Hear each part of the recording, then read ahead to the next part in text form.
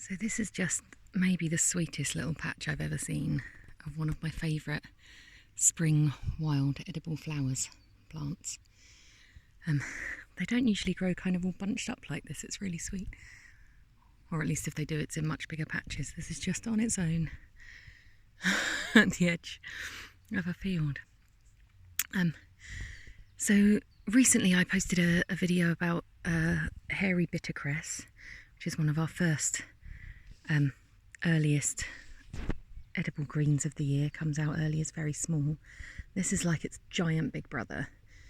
So this is Cardamine pratensis, and Cardamine pratensis is known by a couple of different common names. So it's known as cuckoo flower, also known as lady's smock.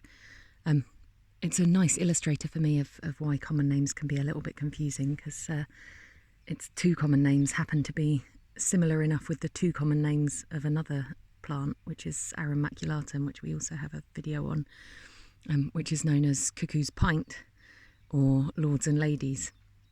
And it's enough that makes my brain have to stop every time I say the common names for these two.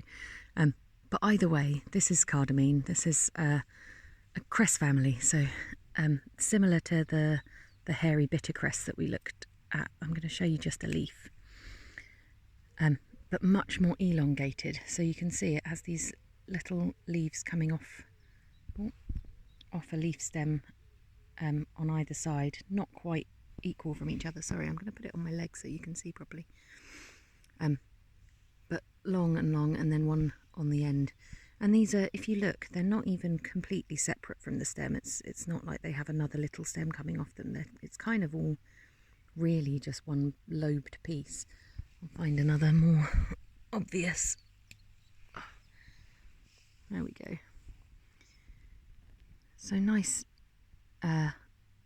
obvious, almost pinnate, I suppose, but not quite, leaves.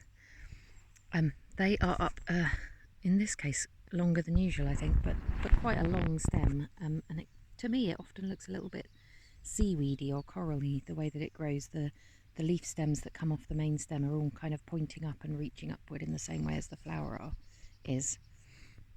And then it has these flowers on top that are multiple little kind of pinky white, and they can be kind of variants on this. So some are whiter, some are pinker.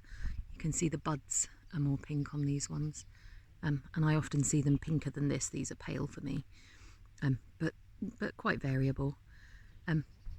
Beautiful four-petaled flowers. Can you see like that? And they're quite kind of satisfyingly symmetrical almost. I really enjoy that about them. And they've got these beautiful little yellow middles. The backs of the flowers are kind of cupped in these little green-yellow cups. And they grow, again, pointing upwards, but in a kind of cluster at the top, little extra flower stems, all growing from the top but pointing up together. And where the flowers fall away, you end up with these bits further down the stem, where you just have the flower stem and the central part of the flower left. And often you'll get half and half like we have here, so some fall away before others form, so it often has a bit of both. It's really hard to get it to know what to focus on today.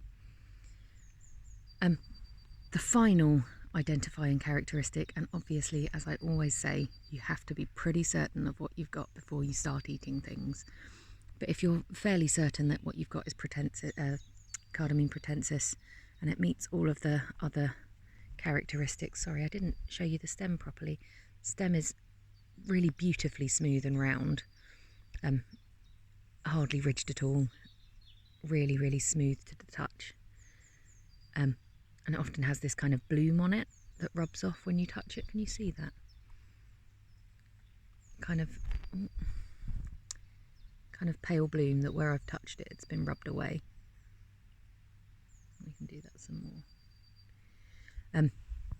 Once you're fairly certain what you've got and you want to try it, it tastes really obviously very quickly like a cress. It's kind of hot and fiery and high in your palate, and makes a really lovely addition to things like egg sandwiches or potato salads or any salad really. It's a really nice kind of spring-like pack-a-punch green vegetable or herb to add to nice raw things.